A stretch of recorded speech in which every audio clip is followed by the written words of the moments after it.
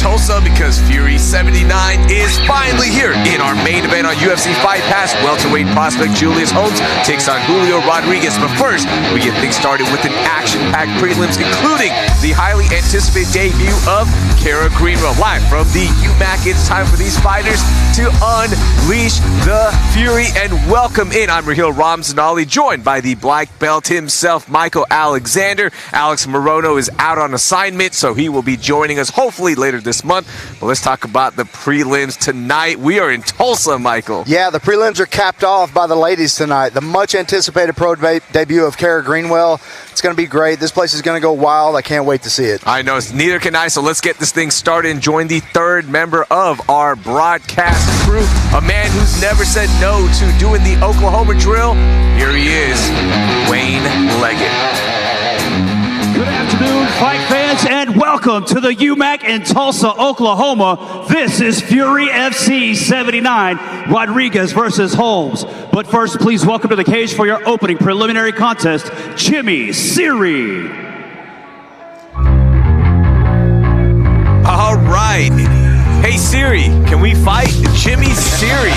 Sorry, I had to take the dad joke, all right? I'm hyped, we're in Tulsa, I have to do it. Jimmi, Siri, making the walk here. First fighter out. Amateur rules for the next two fights. This fight, the next one, of course, and then we'll go to our pro rules after that.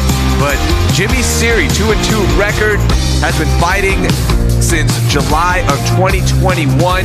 And here's the interesting thing about Jimmi, Siri. He's really taking advantage of finding out what weight he needs to be at. He's fought at 145, 170 tonight, 155. Yeah, and that's, we've talked about this a lot.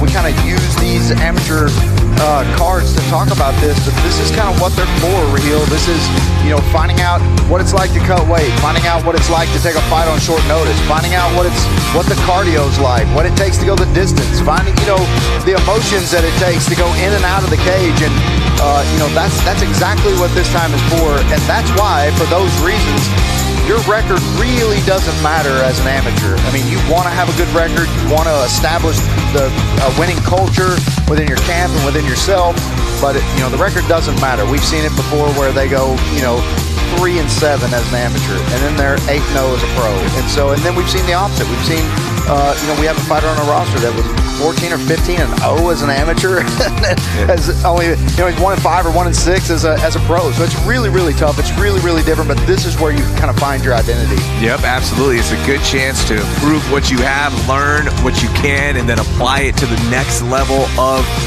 your career. Jimmi, Siri is inside. Let's meet his opponent.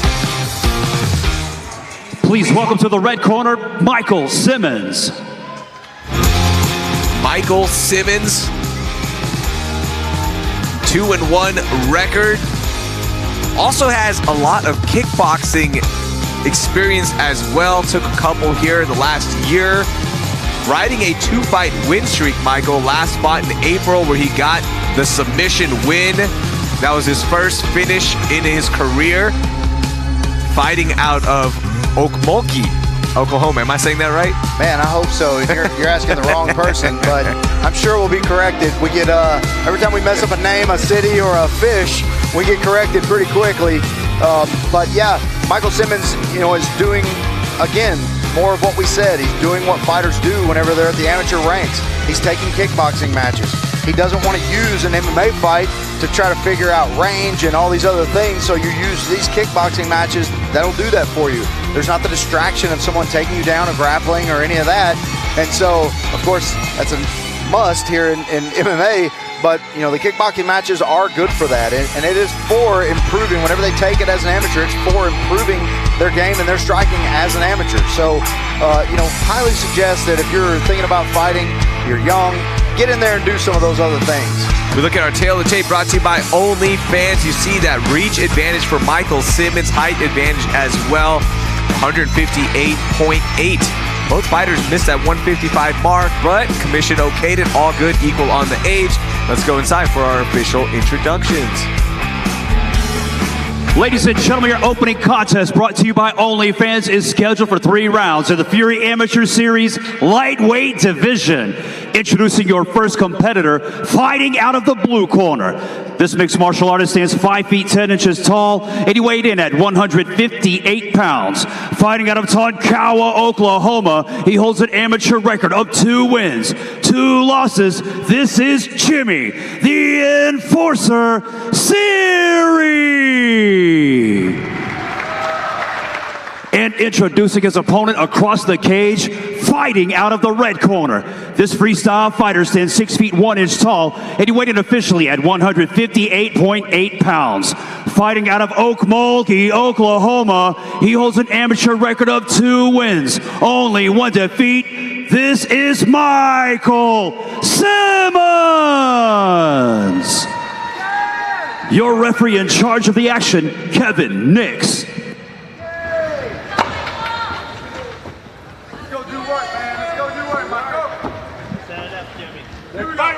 All right, blue gloves for Siri and red for Simmons. Ooh, nice kicks to open up.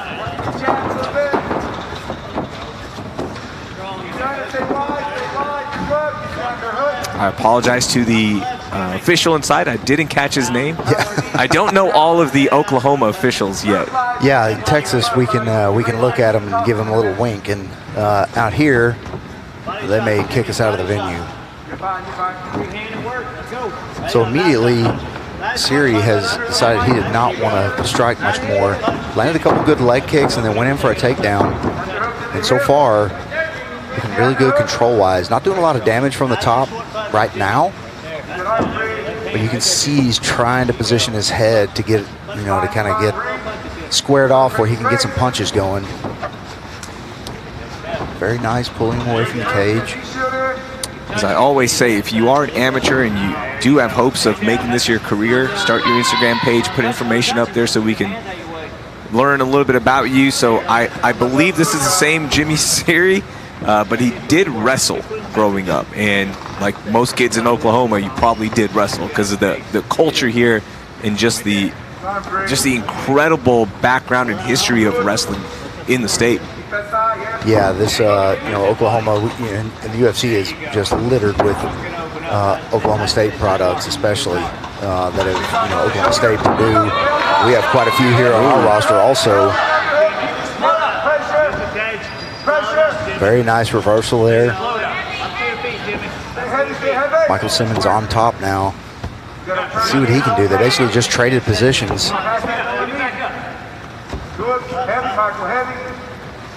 Yeah, I was hoping here in Tulsa that we would have some, there'd be some people in the crowd that, would look at this wrestling and think maybe they could compete in here at this level eventually. Nice armbar transition here. Has that arm, but Simmons is holding on for dear life. What do you think, Michael? Yeah, that's really, he's got a good angle on it. He's lost the angle now, and Simmons did a good job of kind of posturing up and also keeping his elbow in tight to his hip. You can change that to a crooked armbar whenever they do that, and it's devastating. There's not much time to tap. That's a lot of injuries happen from that.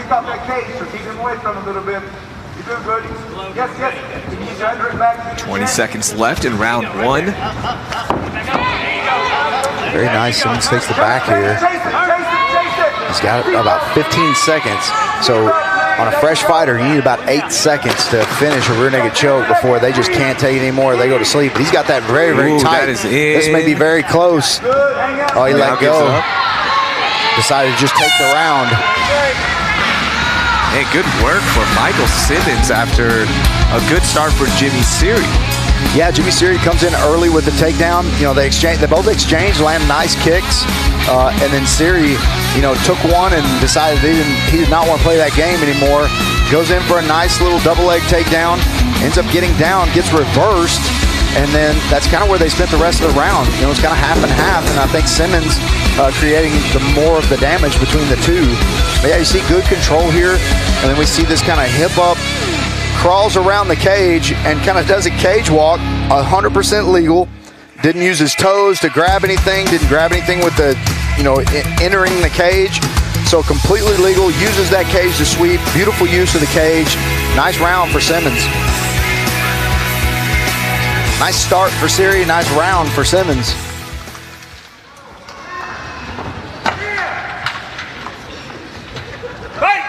Round 2, Kevin Nix inside the cage, our official.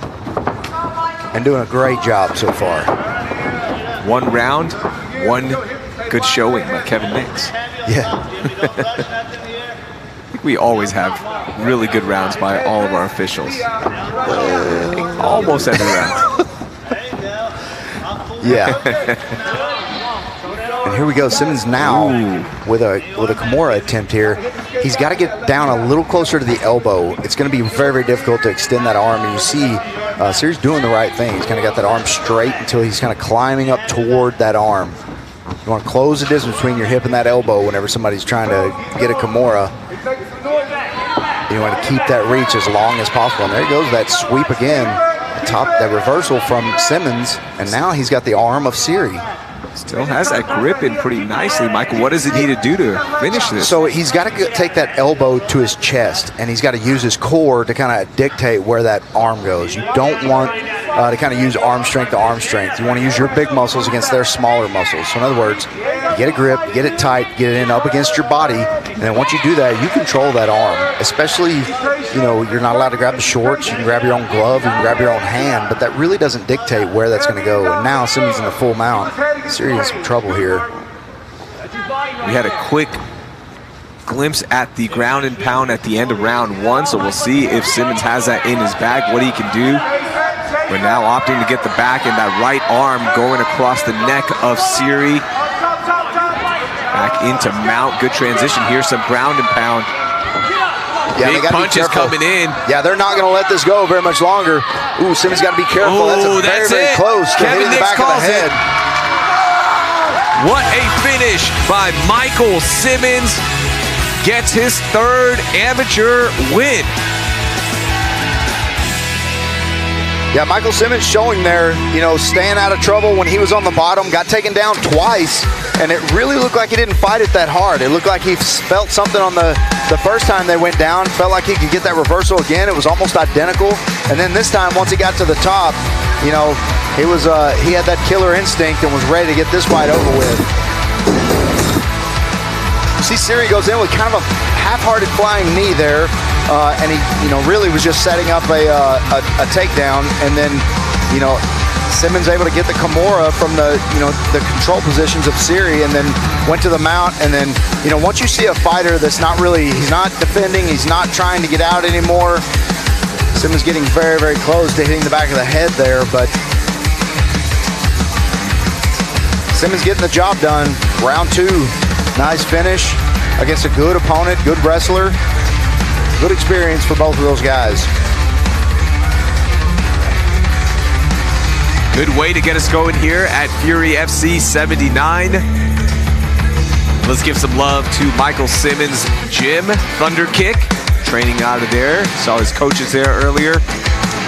Got to give them some love. Let's make this thing official and head inside.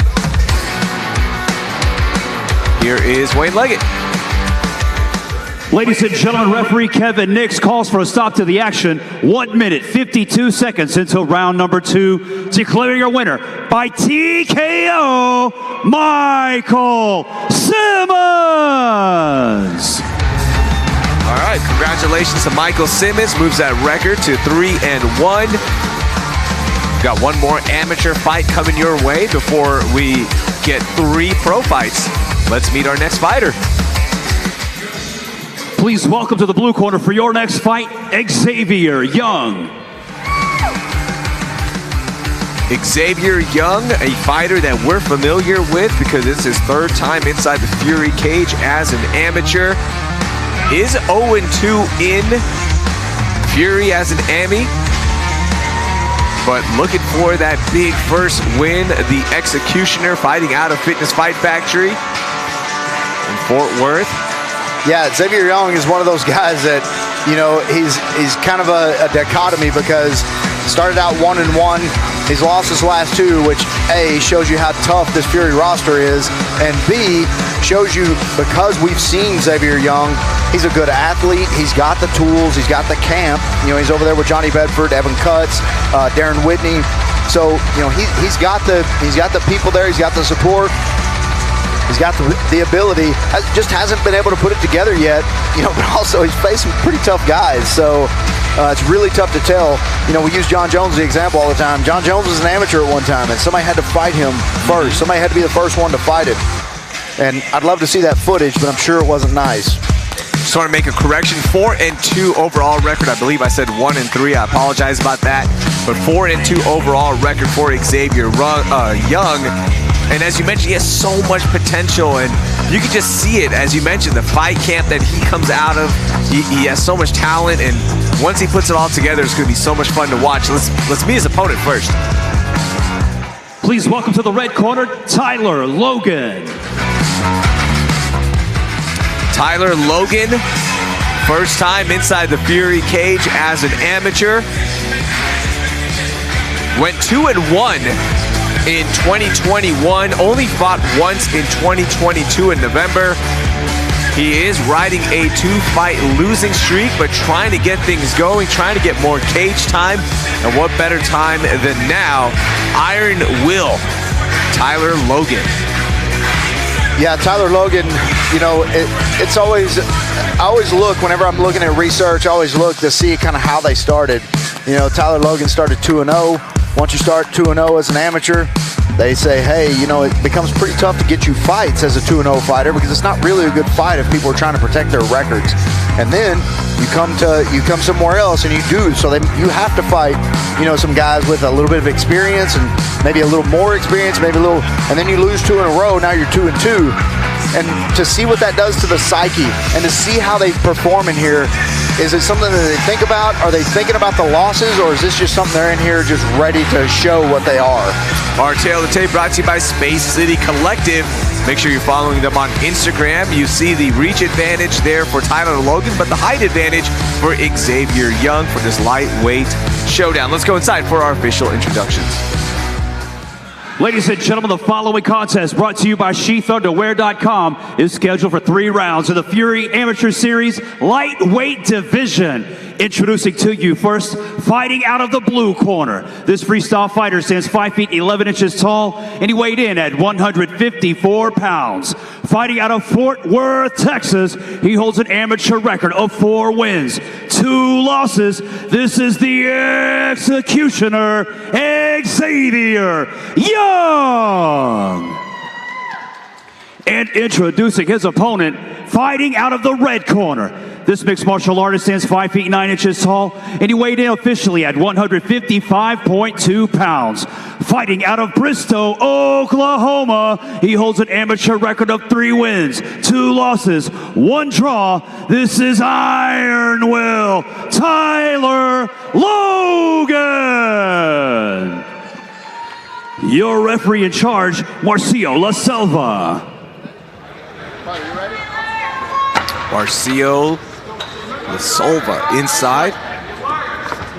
Blue gloves for Young, red for Logan. Good aggressive start for Xavier Young. Yes. All good. Check that chin outside. It's a kick there. Does Young.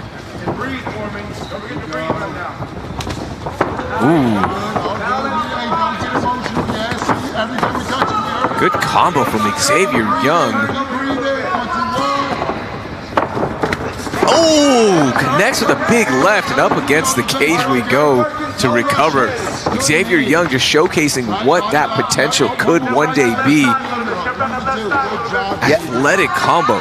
Yeah, Xavier Young, you know, we said it before, we said it during, you know, when his walkout was happening that, you know, he's a good athlete, he's got good technical skills, you know, pretty good on the ground, but really likes to sit in there and bang, and you can see that in just the first couple of minutes of the, first minute of the first round.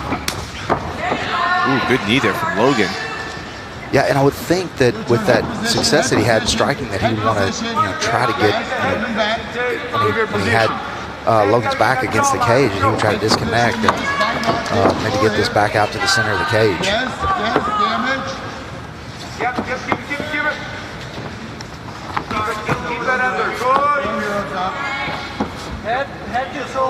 Head control. You gotta get that head position. Logan Young going back and forth, trading sides on that cage. really jockeying for position right now. No one really doing any damage. Seems like a good clinch warm-up to start class with. Yeah, this is looks like they're doing a pummel drill right now. I'll tell you what though, Xavier Young does have to stop reaching for those leg kicks.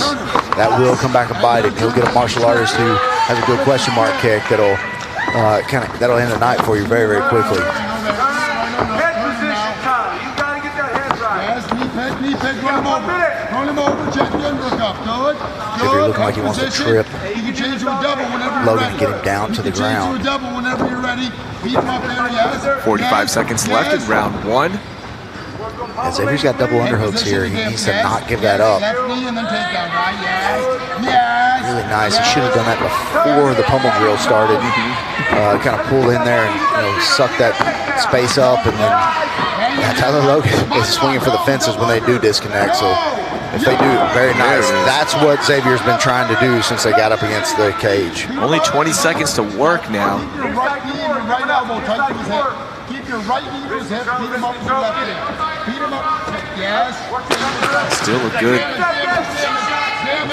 lasting impression of round 1 for Xavier Young with that takedown and big punches to end the round. Still connects on 2 big punches to the face. Yeah, nice round there. Nice round 1 from Xavier Young. Tyler Logan starts out with a nice little front jab kick, and then Xavier Young lands a couple of punches. Both guys landing decently there, and then they clinched up on the cage, and Xavier Young kind of took over from here. You know, they were pummeling for a minute and a half or 2 minutes on there, but in the actual exchanges and and the grappling, and then nice takedown there from Xavier Young. But yeah, nice round, dominant round for Xavier Young besides those first couple of exchanges, but the rest of it was all him. Just to let you know, 3 pro fights coming your way on the prelims. Bruce Whitehead back into action, taking on Tater McSpadden. Which could be my new favorite name, Tater. Yeah, that sounds like a Pixar character. Tater McSpadden. Isn't there a character on Yellowstone named Tater? I don't know if you watch Yellowstone. I'm pretty sure her name is Tater. I don't. I watch fights and racing, and that's about it. I think you'd love Yellowstone. That show is built for you. Side control now for Xavier Young. Yeah, Xavier Young going to the well a little earlier this time. Did exactly what he did for the takedown in the last round, but he did it 15 seconds into the second round. Got this back to the ground. Now, as the round was ending, Taylor Logan was showing some good scrambling ability, and looked like he had some submission skills. Trying to transition to some submissions there, kind of late in the round. But Xavier Young coming, training over there with black belts, Johnny Bedford, Evan Cutts, and guys like Darren Whitney. It's been very, very difficult in there in the amateur ranks to go in there and armbar somebody from the guard. Darren Whitney in action on our main card on UFC Fight Pass, starting at 4:30 p.m. Central Standard Time, taking on Tracy Reeder. Woo, man, boy, that's going to be a good fight. Inside control now for Logan. Yeah, Tyler Logan. Nice little reversal there. Gets on top, giving up position just a little bit. Xavier doing a good job. Wow, beautiful transition. Yeah, nice transition from Tyler Logan. This may be trouble here. Yeah, that's very, very tight. That's going to be very difficult to get out of. That's a bad neck crank. It's not really choking right now. This is extremely painful, and now it's choking. Now it's in deep. Yeah, this is not good for Xavier Young. He was too dominant in these first 2 rounds to get this. He's got to get that swing arm down. He's got to get that arm down straight, 2-on-1. He's got to get out of choking position. Still some hand play going on, but that right elbow is in tight. Yeah, he needs to not worry about punching. You're not going to finish the fight punching from here. You've got to get that 2-on-1, get that arm straight, get those shoulders to the mat, get down and let him transition into a mount position. That's your next opportunity for a scramble. Gets the neck loose a little bit. Had a moment there, Michael, where could have been freed up. You've got to pay attention to the hands until you're in an unchokeable position. You cannot let go of the hands. You cannot stop paying attention to the hands and address the feet until the rest of your body is in an unchokeable position. At what point will Logan burn out? It is now, but now using the left arm, regrouping. Yeah, it may do him well to soften him up here a little bit and at least finish the round with some damage. And, you know, Xavier Young giving the thumbs up to the referee, telling him he's fine. And Tyler Logan with a little bit of, he's a little bit out of position for the rear naked choke. And, you know, whenever you see somebody that high over their head with their chin kind of pulling down, the only place you can pull is up. And so he's kind of pulling into his chin instead of into his neck. And you see Xavier Young looks fine. Didn't take much out of it, but probably lost that round because of that last exchange. So here we go, right off the bat. Another little hip toss there. Maybe a little judo being trained over there at Fitness Fight Factory. And then you see a nice scramble here from Tyler Logan and ends up on the back of Xavier Young. Has a neck crank, and in my opinion, I think that was very, very close to finishing. If he'd have kept on that neck crank and just kind of sold out to that, he may have been able to finish this fight. But Xavier Young hanging very tough, pulling those arms down. It will be interesting to see how Tyler Logan's arms are feeling here in the beginning of this third round. It makes him very, very heavy. That lactic acid builds up, and he was straining pretty hard to try to squeeze pretty hard, having very little or no effect on Xavier Young, it looks like. And the big thing from that round, Michael, Tyler Logan found success. So let's see how round 3 goes now. He knows he can hold his own against Xavier Young.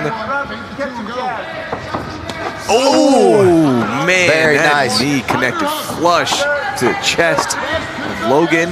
Might have inched a little bit on the face, but looked more like a body knee. Yeah, I got a little bit too close to him before he tried that flying knee, because if he's a little further back, that probably connects somewhere on the head or face, and we may be, Xavier Young may be celebrating by now. Back up against the cage we go. Yeah, and if I were Tyler Logan, I wouldn't mind this going to the ground at all. You know, go for that same sweep, same transitions, or, you know, especially if he can take him down from here, you know, and kind of trip Xavier Young down to the ground, be on top to start with. That's, you know, these 3-minute rounds go by very, very quickly. Nice little double leg sit down from Xavier Young, putting Tyler Logan on his back. Under 2 minutes to work, final round of the fight.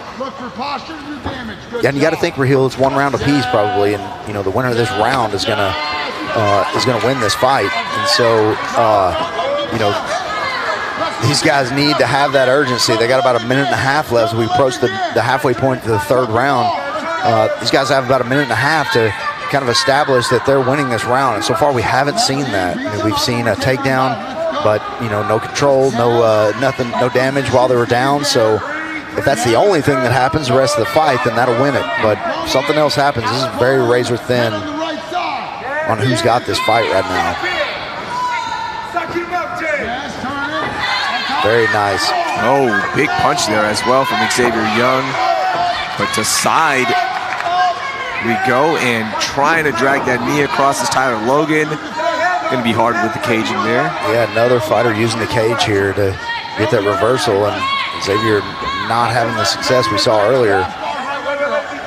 Tyler's got about 50 seconds here. He needs to dole out some damage, and again, this is an even fight right now. And Tyler Logan may, if he finishes here, you know, he may win this round too. So 30 seconds left. Xavier Young needs to sell out to get out of this spot, get to a top position at least, dole out some damage, if not get a finish.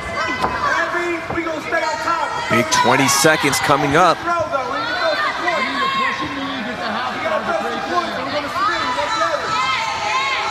Xavier Young trying to dole out punishment. His corner urging him on, saying score some points here because you are behind right now, or try to throw up a submission, but with 5 seconds left, it's going to be tough. Not many points scored. Actually gets reversed there.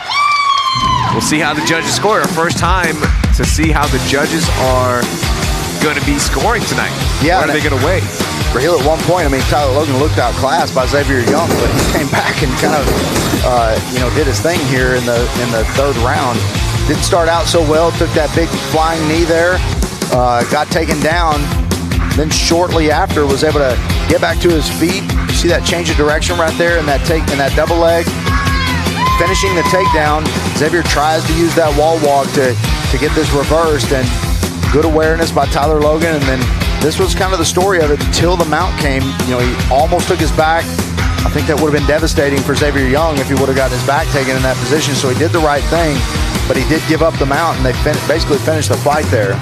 So it's gonna be very close, but this might be a Tyler Logan comeback win. Still to come, Bruce Whitehead taking on Tater, McSpadden. Brakenden Freeman taking on Eduardo, Tejada. And then we have Christy, Tyquinco taking on Cara, Greenwell, the highly anticipated debut of the talented strawweight fighter. Can't wait to watch her. We saw her against Mia Graw last time out. She wanted to make her pro debut that fight, but Eric was like, come on, I need somebody to step up and give me a challenge, and she gave more than a challenge. It was a really good fight, and I think she made a fan out of all of us that night. Yeah, she did. She's a savage for sure. And, you know, even with making her debut tonight, she is already, you know, kind of a talked about prospect at the 115-pound women's division. Because, I mean, she was an absolute savage against a very tough Mia Graw. So, yeah, looking forward to that fight tonight. Looking forward to seeing her make her debut and then, you know, kind of see where it goes from here. Fury putting a lot of people in the UFC right now. All right. Wayne is inside, so let's see how the judges scored this. Ladies and gentlemen, after 3 rounds of combat, we go to the judges' scorecards for the decision, brought to you by OnlyFans. Judge David Sutherland scores the fight 29-28 Young. Judge Henry Ellick scores the fight 29-28 Logan. And Judge Liz Carrero scores the fight 29-28, declaring a winner by split decision, the executioner, Xavier Young. All right, so that first big flurry of round 3 maybe was enough to get the win. Xavier Young gets the split decision win. Yeah, really close fight. Could have went either way, but yeah, Xavier Young, leave it to the judges. That's what happens. All right, let's get into the pro portion of our prelims. Meet our next fighter. Please welcome to the blue corner, Bruce Whitehead. Bruce Whitehead, 1-0 record, second time inside the Fury cage as a pro, coming off that win over Trayvon Coker at Challenger Series 2 via unanimous decision in January. And that's where I was like, whoa, because it was all about, it was all about Coker going into that fight. Yeah. And we were like, oh man, like Trayvon Coker, everyone's talking about him, and Bruce Whitehead came in and just implemented a perfect game plan. Yeah, that's all we kept hearing is what a prospect Coker was, and you know how excited they were about that fight, and you know basically already had it in the win column before they met Bruce Whitehead. Bruce Whitehead had other plans, so you know. And not only that, in your pro debut, going the distance, that's really, really good experience against a very, very tough opponent, and to get that win, I mean, it's a big deal.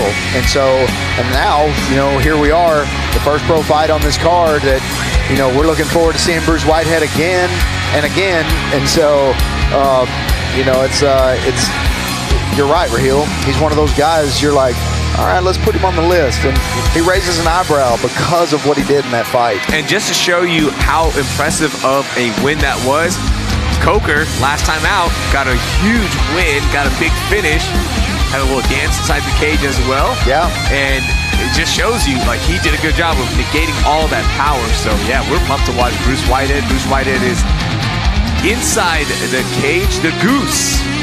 Has that goose mustache. I like it. Let's meet his opponent. Please welcome to the red corner, Tater McSpadden. All right, Tater McSpadden.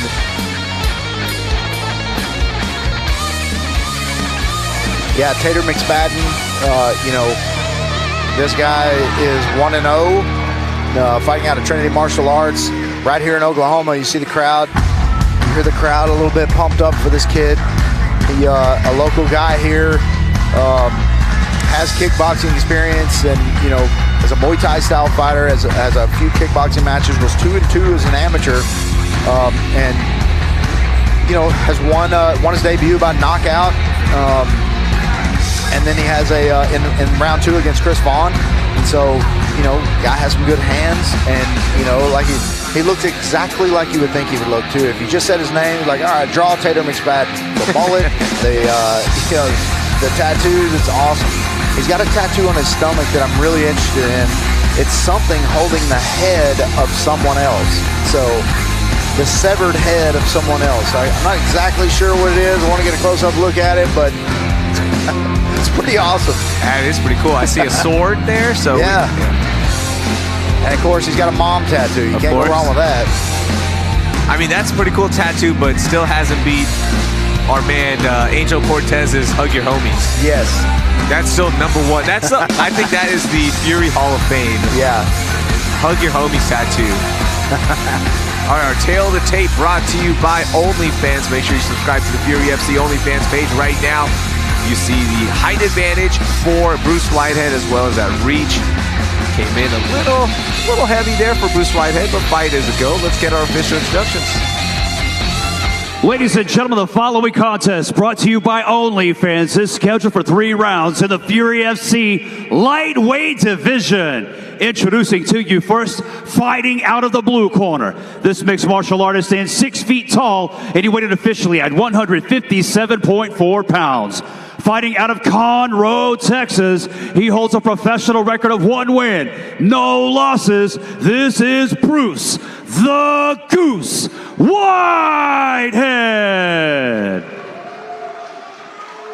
And introducing his opponent across the cage, fighting out of the red corner.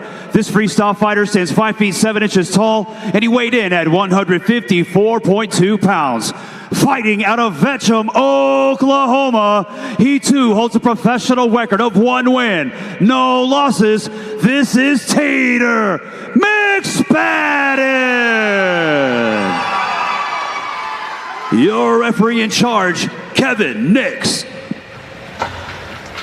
Man, Tater McSpadden brought the fans out. Every single person cheering for Tater McSpadden. Chance to show out for the home crowd. And right off the bat, Raheel, I noticed, win or lose, Tater McSpadden needs to go down in weight. He is significantly smaller than Bruce Whitehead.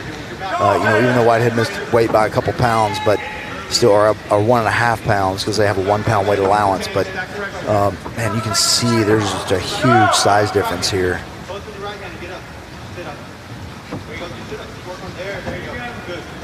I didn't get to see if Tater, his amateur record, I'll pull it up here in a second hopefully, but yeah, Tater was 2-2 as an amateur. But I didn't see if he fought at featherweight before, or was he fighting at lightweight? Yeah, that part I didn't check, but you can see a definite difference. And Bruce Whitehead, he's a decent sized lightweight, but not among the biggest we have on our roster.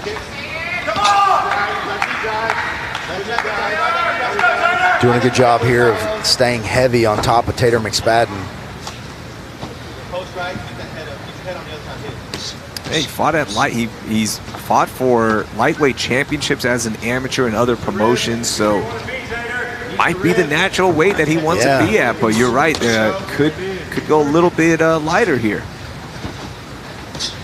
Yeah, it looks like he came in a little underweight, and so to make 145 looks like it'd be pretty easy for him. Yeah, his height and all that. But let's see. Let's see if he has his way here with Bruce Whitehead, who's on top right now. His last fight as a professional was featherweight. His first fight as an amateur was featherweight as well. So maybe just wanting to take a fight more than anything in front of the hometown crowd. Again, Fury doesn't come to Tulsa. It's our first time here. Might as well. These guys are talking to each other here inside the cage, it looks like. Who was talking? That was the fighters. That was them. Yeah, but was it Tater or both? It was Tater. I think Bruce said something to him, and Tater was just responding to him and kind of laughing at his joke. I just heard something about cowboys ain't talking. Yeah.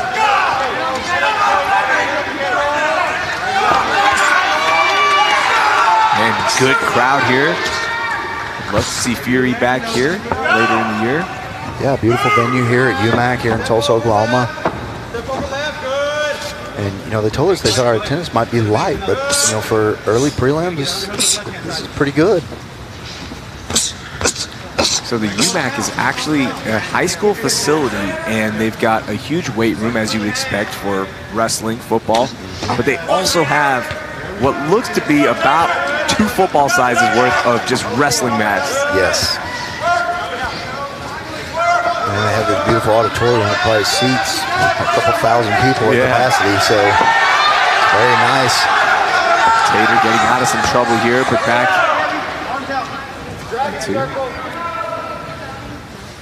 in some trouble here. Official capacity of the UMAC, 5,600. All right. See, I was only off by a couple thousand.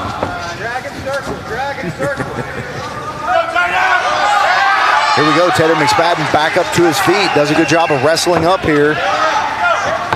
Good elbow there from Tater. Yeah, and you see the strength and size of Whitehead. It's just significantly bigger than Tater McSpadden. And, you know, as a pros, these are 5-minute rounds. Tater in and out, maybe, you know, being the quicker of the 2 fighters, being the smaller guy. Tater showing some good skill here. Might have slowed down significantly there, Hill. Yeah. This is definitely where Tater wants that fight to be, on the feet, using that speed. I mean, we've seen Bruce Whitehead pretty much control the fight from beginning to end against a really heavy Coker. So this will be a task here up against the cage. And so far, you know, Tater McSpadden's done a good job of kind of deflecting much damage at all. He's been on the bottom, but, you know, we're looking at his face, and his face is still clean, and, you know, his cardio looks like it's still good. So, you know, not taking much damage, but, you know, if nothing else happens, this will lose you the round. I mean, being on the bottom and being controlled by the other guy is one of the determining factors. It's a little further down the list, you know, than damage or submission attempts or any of that. But, you know, control is definitely on the list and one of the factors that affects scoring.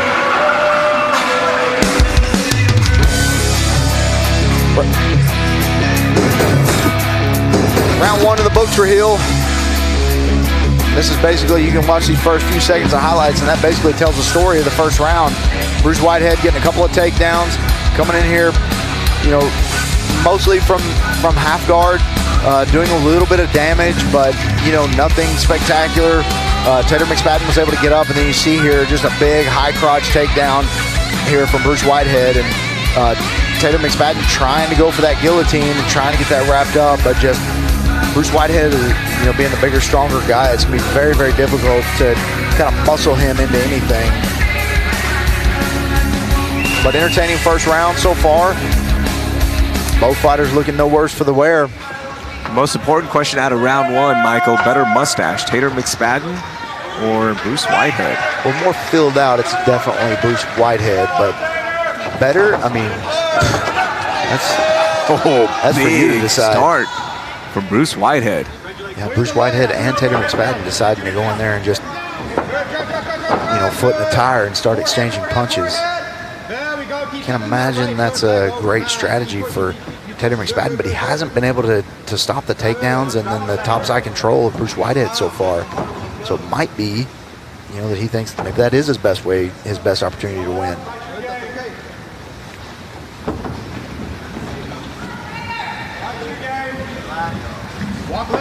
You can see Bruce trying to control the pace, trying to control the body position, but he's not really trying to advance. You know, he's throwing some light punches to try to make sure they don't get stood up, but you can see that, you know, he's not doing a ton of damage. But like I said, Real, if nothing else happens, this will win you a round. But, you know, something else, a submission attempt, you know, a few very significant, that was a good hard elbow. Somebody threw a pecan against the side of the building.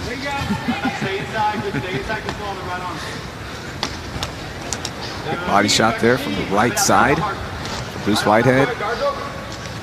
I just feel like he's got to posture up a little bit and try to throw the punches from a little higher, get his hips forward, get into a good ground and pound position. You know, guys like Tito Ortiz, that's what made them so good. They were so good at ground and pound because of their hip position. You know, it had really nothing to do with the way the strikes landed, other than their hip position. Tito would get his hips in really, really close. He would be postured up so that he could see, so that he could pick the spot. Good elbows. Good elbows are glancing just a little bit, maybe a little high. You want them on the point of the elbow. Because really, you're trying to create blood with those kind of elbows. Yeah, I think the art of ground and pound has been lost a little bit. And you still have some guys that can do it, some guys that, you know, that like it. But I mean, it's typically one or the other. They're a ground guy and they're submitting or controlling with wrestling, or they're a striker. More talking between the fighters. Yeah. McSpadden just letting Bruce Whitehead know that you're not affecting me at all.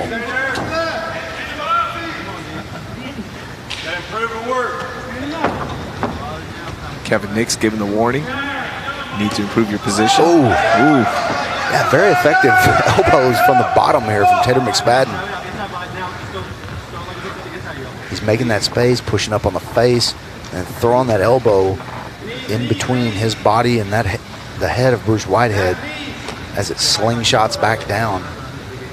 Which again, another reason why you want to stay postured up and from that ground and pound position if you can, especially from the guard. There it is. It's an art for sure, but yeah, here we go. Just not much being done by Bruce Whitehead. Kevin Nix had seen enough, and we'll see if we can get some good stand-up here. That kickboxing background of Tater McSpadden being shown. Man, Bruce Whitehead just looks spent. Oh, that right leg is working.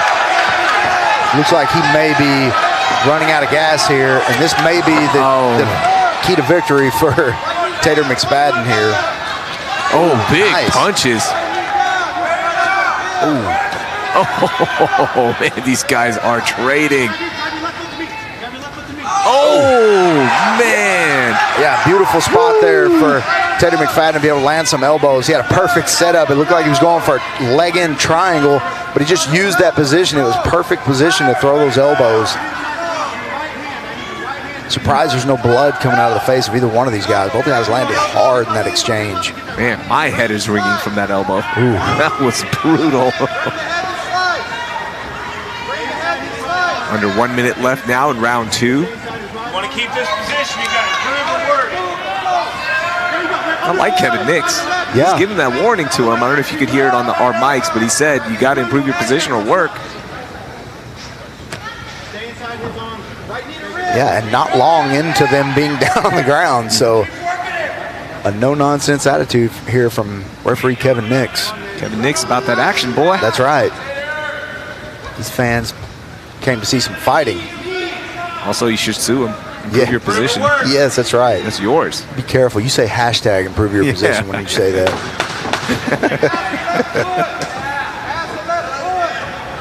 Make sure you follow Mike on Instagram, Black Belt Mike 99. Yeah, make sure you follow Raheel. His social media is good. I was going to say, you don't want to follow his. That Raheel doing things. It's just like pictures of me. All right, let's look at round 2 highlights. Yeah, big exchanges there right from the start. Both guys landing pretty well.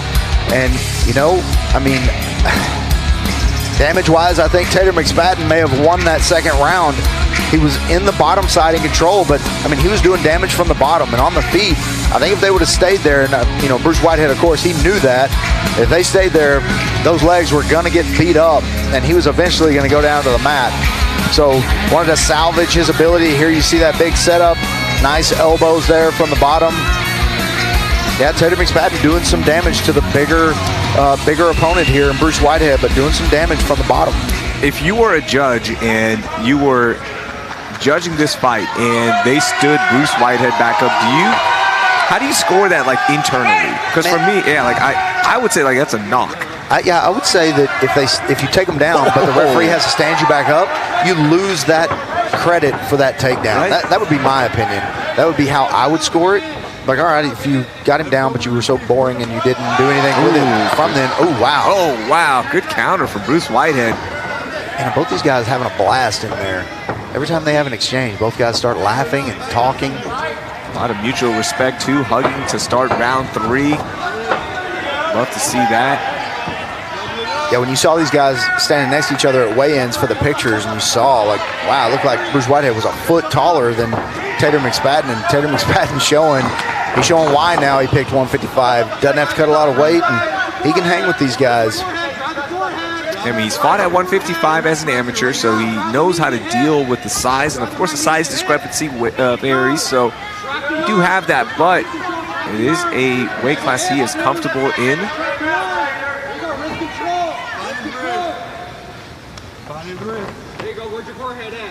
There we go. Topside half guard position here for Bruce Whitehead, but again, it's kind of the same formula. You know, Kevin Nix is going to let this go for just a couple of minutes or, you know, a few seconds, and then he's going to, if there's no action, we've seen it twice now, he will stand them up. Just got the arm trap of Tater McSpadden here. He'll land a few punches to the face. Elbows again from the bottom. Yeah, Tater doing a good job of finding places to land from the bottom here. You know, this is not the place where you want to land. This is not the position you want to be in, but he's making the best of it. You know, he could probably just lay there for 10 seconds and just hold the posture down, and Kevin Nix would probably stand him back up. Because right now, I mean, it's been 20 seconds, 25 seconds since Bruce Whitehead's thrown a punch from this position. So, kind of holding him down. I'm sure Kevin Nix has got a countdown in his head, and he'll let it go for so long. And there you go. Yep, there it is. It's seen enough. Ready to get up. Undoubtedly, Tater McSpadden's going to go to those leg kicks right away. You see it there. About 2.5 minutes. Ooh. Man, good exchange. Now Bruce Whitehead opening up that stand-up a little bit.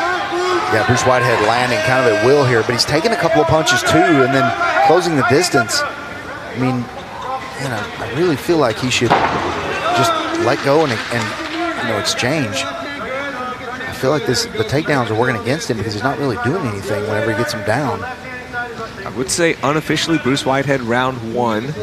Round 2, I think Tater gets it if they are weighing damage right now more than control. And right now, round 3. This could be an even split. Yeah, very, very close. But you know, Whitehead has gotten a takedown, but you know, also was stood up for a lack of action. And you never know. There's not really an official rule for how they rule it as far as control goes and action. And you know, each judge has a little bit of discretion about how they can. You know, translate what those things mean, what control means, what damage means, you know, all those things. They have a little bit of discretion to decide that on their own.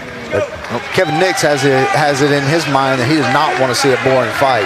And so Kevin Nix needs to referee every single MMA match. I love it. Oh, that was, hold on. Oh, that looked like to the body. That was to the chest. Oh, here we go. Yeah, Kevin Nix said, Bruce Whitehead told him no, it was to the body. So he said, okay, here we go, fight. That's the way it should be reffed. Yeah, it didn't take too much time to stop and talk. It was ready to go. Let's get back in. Almost like call your own fouls inside the cage. Yeah. Yeah, a little one-on-one, 3-on-3 basketball here. Let's pick up basketball rules. Yeah, we've seen some funny stuff already. We're only 3 fights in. Yeah. It's gonna be that nice kind of elbows night. there. Nice elbow. And Bruce Whitehead said, I've had enough, but you know, 28 seconds left. There's not really time here to get stood back up. So Tater McSpadden's going to let it all hang out here. He's going to go for broke, even from the bottom. He's going to try to get some blood out of Bruce Whitehead. That may be what it takes to win the round. Got to get some damage inflicted here.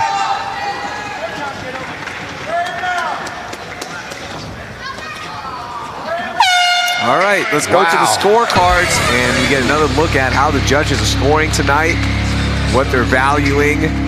And this is going to be a really good example of what is important here in Tulsa. Because a lot of control time there from Bruce Whitehead. Good flurries from Tater.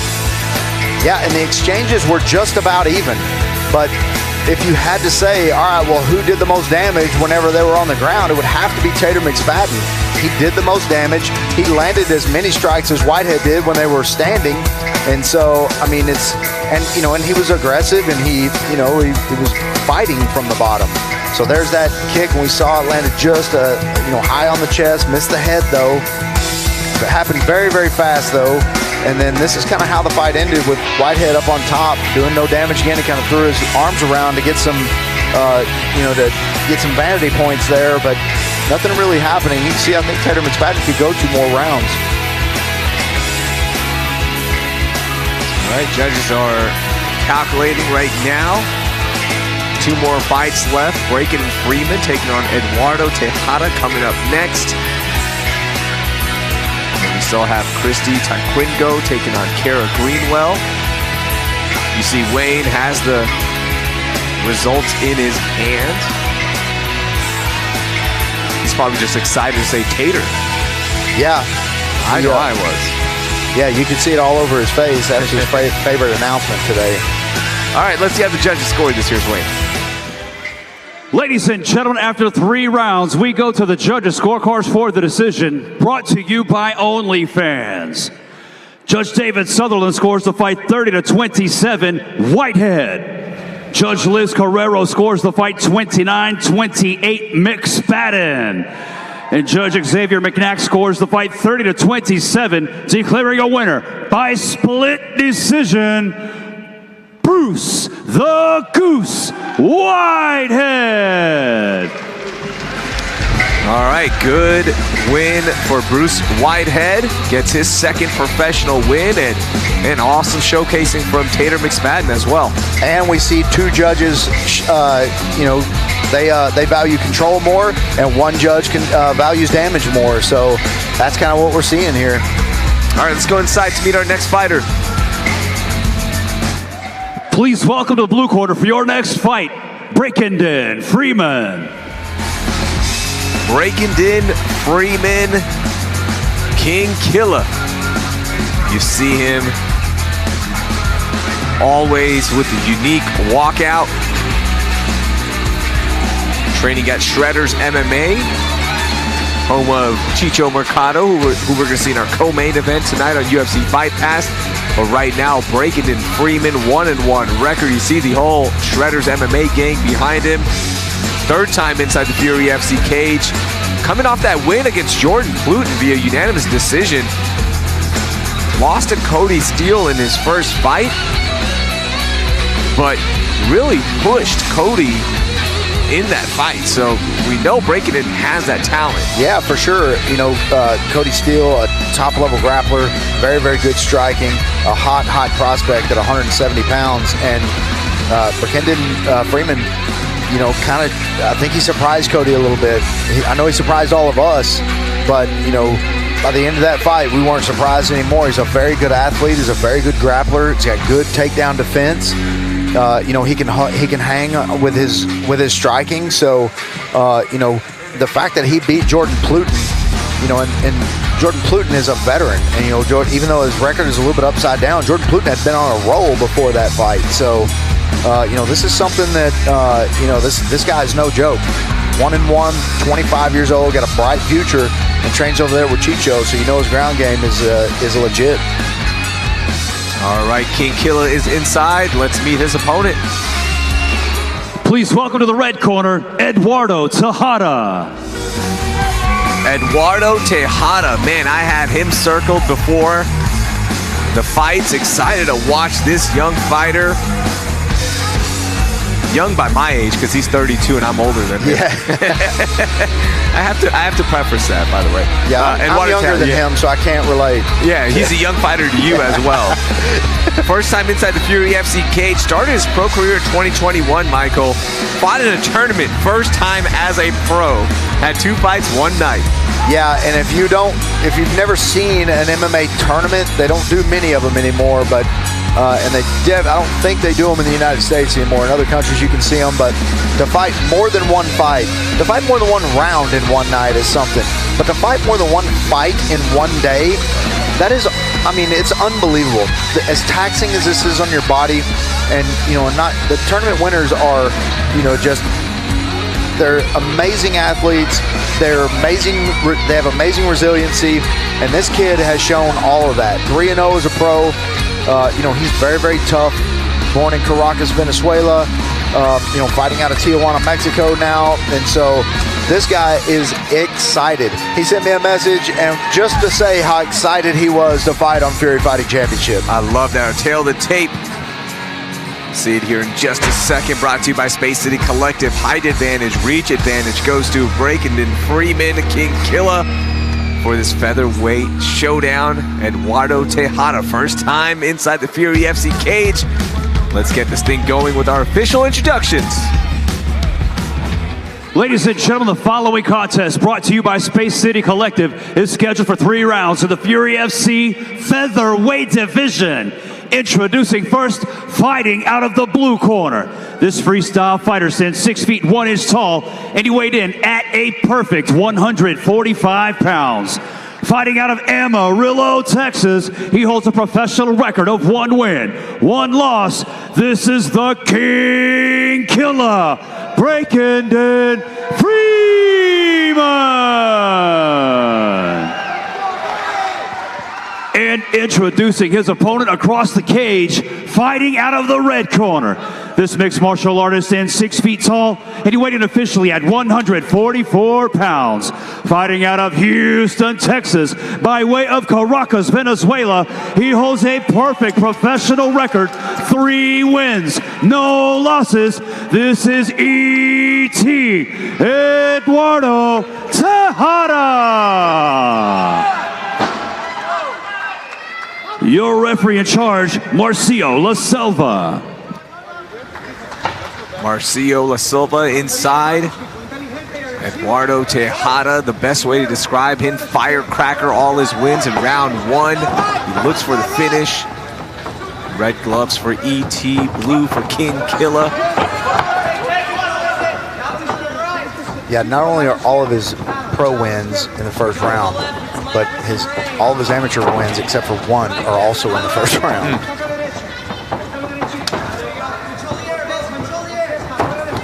Yeah, and he's doing his own commentary in there too, telling Brakenden Freeman exactly how he's doing on each strike. Training out of Main Street Boxing, Crew Bob in his corner. You see him in the upper part of your screen.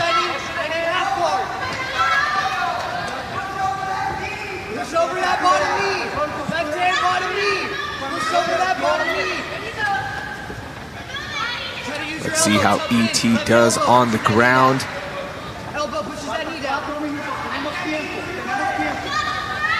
4 minutes. Crew Bob saying, take your time, pace yourself. Progress though, Bubba. I need progression, or we need to have him stand us up.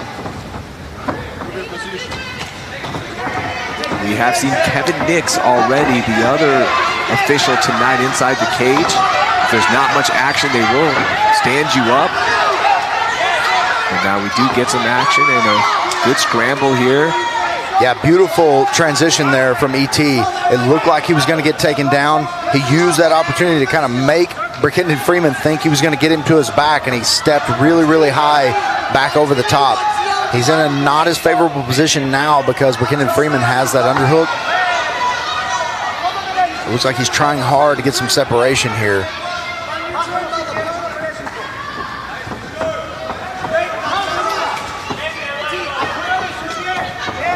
Ooh, good right there from Eduardo Tejada, set it up, but not much power behind it. Ooh, little trip there. Yeah, E.T. looking to see when, he's timing. And this is what the first round's for. He's timing, when he does certain things. When is the foot touching the mat? Just reach down, beat him to his timing when his foot touched the mat. Brakenden Freeman tries to step down. The mat's not there. He goes to his back. And good pressure from E.T. And know, Brakenden can provide that pressure, but to see it from ET, who's gotten so many finishes in round one already in his career as a pro and an Ami.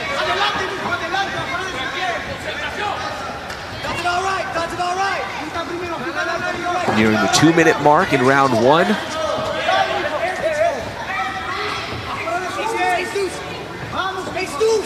ET inviting Brakenden Freeman right here to the middle of the cage. Brakenden Freeman staying focused.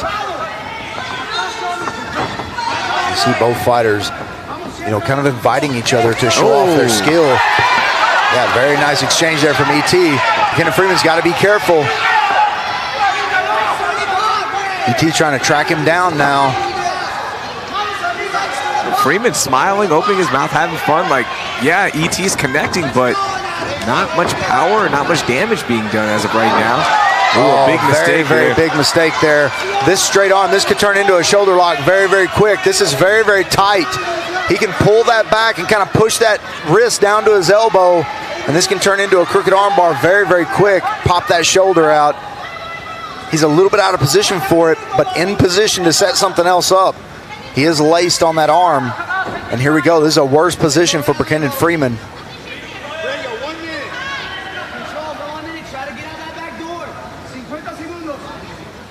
Good punches coming from the top from ET. Brakenden Freeman now in a world of trouble. Can he escape and get that right arm that's back? it. That's arm is extended. He's got it. Oh, that's out. That's it. That's a tap. Beautiful armbar submission there from Eduardo Tejada. Wow, the streak continues. Oh, and licking the cage. Yeah, Eduardo Tejada gives a little lick of the cage. Yeah. Beautiful jiu-jitsu transitions there. Kind of was given a situation, really, really quick, looked at the mechanics of where the arm was of Brakenden Freeman, did a perfect transition right into that arm bar, extended that arm out, got belly down, nowhere to go from there. Brakenden Freeman had to tap, or he was going to be headed to the emergency room. Man, what a finish by ET. And Michael, you got to ask him about the cage lick, please. Michael's heading inside to interview Eduardo Tejada, and I'm so curious why he just licked the cage. I don't know if we got that on replay,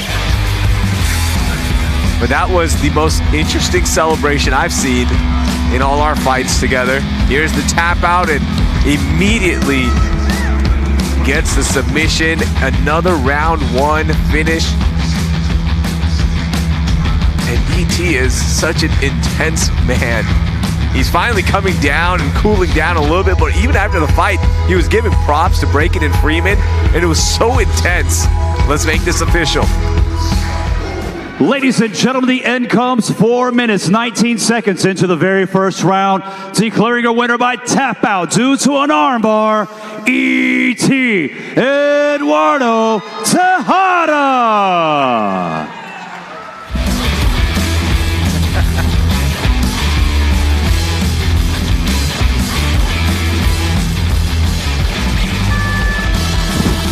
I'm here with your winner, Eduardo Tejada. Eduardo, I just heard something right before I came over here to talk to you, that before you started fighting, you were a model. Is that true? Yes, I do in Venezuela. It's not you have many opportunities. You gotta take it, right? You gotta make the money, grow. Something I learned in Entram Gym in Mexico with my Latin brothers is hard work. Trabajo duro, somos latinos arrecho. Ha! Eduardo, it looked like you guys were having a lot of fun in those exchanges, and then it went to the ground. You landed in kind of an awkward position. You saw an opportunity, you straightened that arm and finished the fight. How does that feel? Dude, it was amazing because I thought he was going to stand up with the hands. So my hooks on the back with the sweating dropping to the front. His coach was telling him everything I was going to do. Watch out with the triangle, he's going for a triangle. I was like, sorry for the word. I was like, no, I'm adjusting. And then armbar, he's going for the armbar. I was like, holy moly, good corner. I ended up getting it. I'm glad. Great, thank you for Freeman, for taking the fight. Thank you, Tulsa, for having me. You are the first city in the U.S. I'm fighting my first fight in the U.S. My daughter and my wife are here without Savannah egg. I cannot do anything. She support me. She has my wife carrying her every night, cook for me. I get home and does everything for me. Pick a great partner. Well, it was a beautiful performance, Eduardo. We look forward to seeing you again. I think you're going to be a force in this weight class. Your winner, Eduardo E.T. Tejada. All right, let's take a look at that tap one more time because it was so perfect and so fast. And you saw him get it, and there it is. Locks it in. Boom, there's the tap. Gets the win over Brakenden Freeman. And then here's the celebration. Fakes the jump and licks the fencing. Oh, man. All right, let's go inside to wait to meet our next fighter. Please welcome to the blue corner, Christy, Tyquinco. All right, Michael is back here with us. Wow. That's how I'm going to celebrate when I get home tomorrow. Man, what a great dude. What a great, that's how you should be. That's how excited you should be to be here, because he knows that, you know, even though it's a prelim fight, you know, all eyes are on Fury Fighting Championships right now. We're putting a lot of people in the UFC, a lot of people on the Contender Series, and it probably won't happen straight from the undercard once you get on that Fight Pass card, but I expect to see him in the middle or the top of the next card he wants to be on. So the featherweight division just got a little surprise and a little shakeup. Now we focus to our main event for our prelims. Our strawweight division, Christy, Tyquinco. Our women are about to throw down 1-0 record. Fighting out of Puerto Rico. Huge night in Puerto Rico, San Juan, Puerto Rico last night. Bad Bunny was out at WWE Backlash. Huge night for them. I'm a fan. I'm sure that's what she's thinking about right now. And, Just saying. Yeah. I saw Puerto Rico and I say, hey, look, I was watching it last night with my daughter. She loves watching us as well, but she loves the WWE, so I have to mention it. Yeah, Christy its second fight as a pro, but 4 fights as an amateur, so definitely not new. All right, let's meet her opponent. Please welcome to the red corner, Cara Greenwell. Hear that cheer, Cara Greenwell. Everyone's been so excited to watch her make her debut. Fighting out of here in Tulsa, Oklahoma. Training at Clinch MMA for this fight. The 24-year-old is all about business. That's the best way to describe her. Yeah, 11-5 as an amateur, and won the Fury belt against Mia Graw just in her last amateur fight.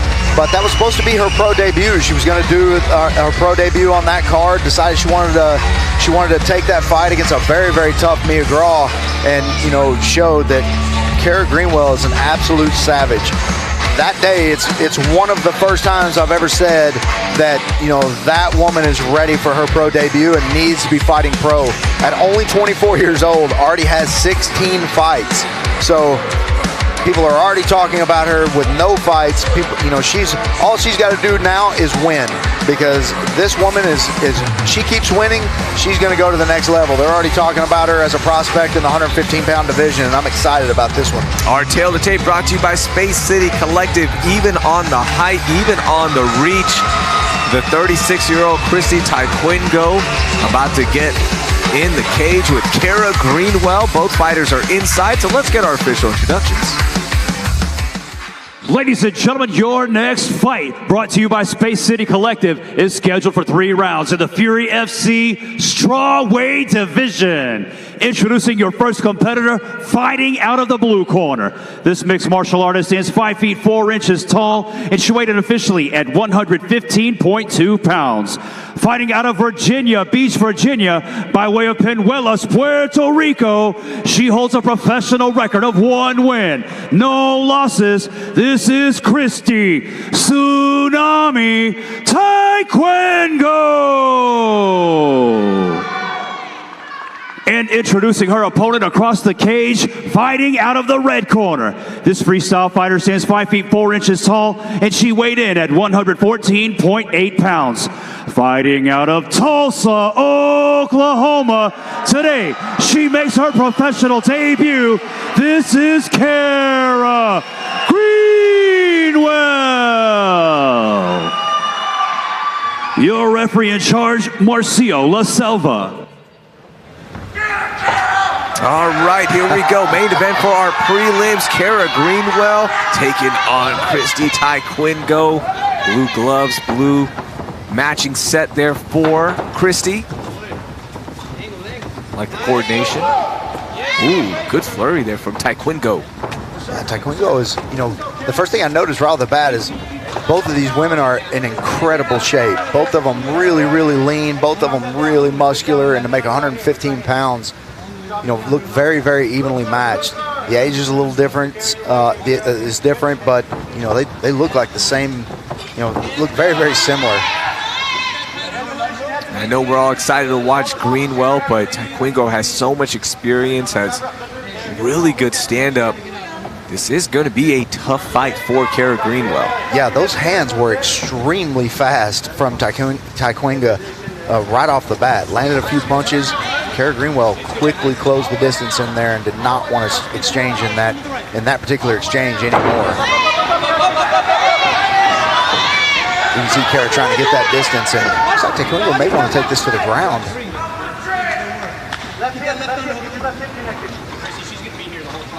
It's funny, they're even on the height and the reach, but Christy Tyquinco looks a little bit longer, right? She's a little bit bigger. It's hard to tell if it's because of her stance or if, yeah, it's really difficult to tell. Ooh, pulling Cara Greenwell right down on top of her, which is not a good situation to be in. We'll see what Christy's bottom game looks like here. Well, we know Cara is very, very well-rounded. She can strike, but she can also punch from this position. Has good submissions. With 16 fights, she's won in just about every way you can possibly win.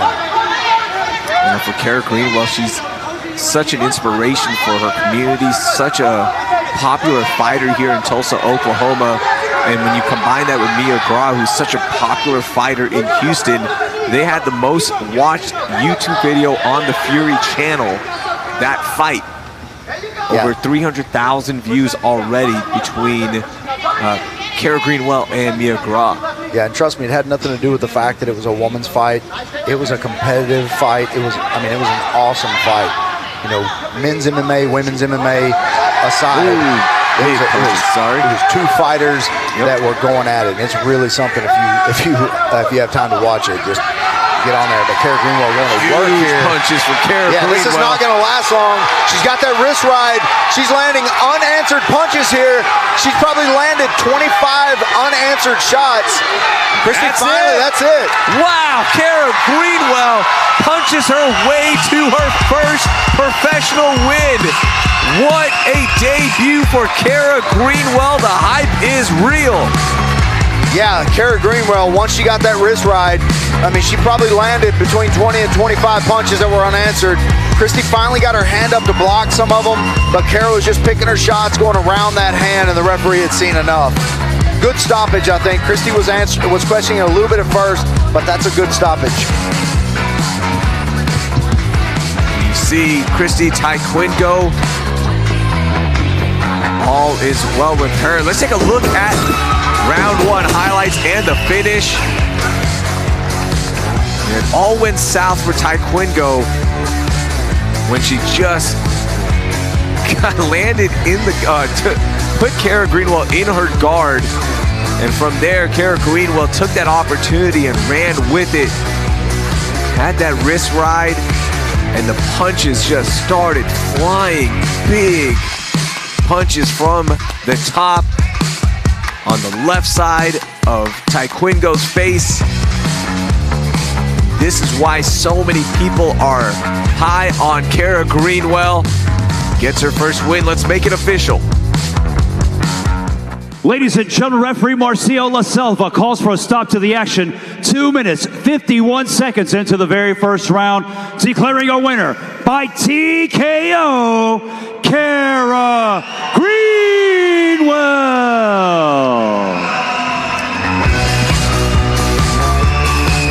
I'm here with your winner, Cara Greenwell. Cara, Tulsa, Oklahoma, your pro debut only took you about half a round. Tell me what this feels like. Feels great. I didn't necessarily expect that, but I'll take it. I had a lot more to show you guys tonight, but it is what it is. I'm happy for that. Yeah, it looked like in the first exchange, she landed a few punches.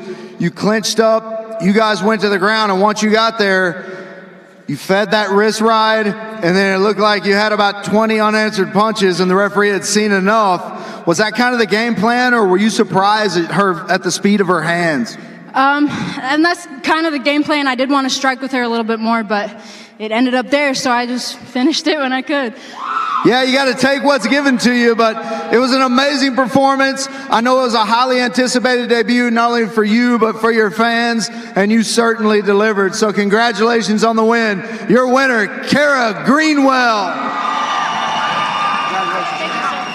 Congratulations to Cara Greenwell in her pro debut win, and congratulations to all of our fighters on the Fury FC 79 prelims broadcast. That will do it for us on this prelims broadcast, because we are heading to UFC Fight Pass at 4:30 p.m. Join us there for Fury FC 79. On behalf of the entire Fury team, our entire production team at DNA Studios, for Michael Alexander, I'm Michiel Ramsonali. We'll see you at 4:30 p.m. on UFC Fight Pass. Woo!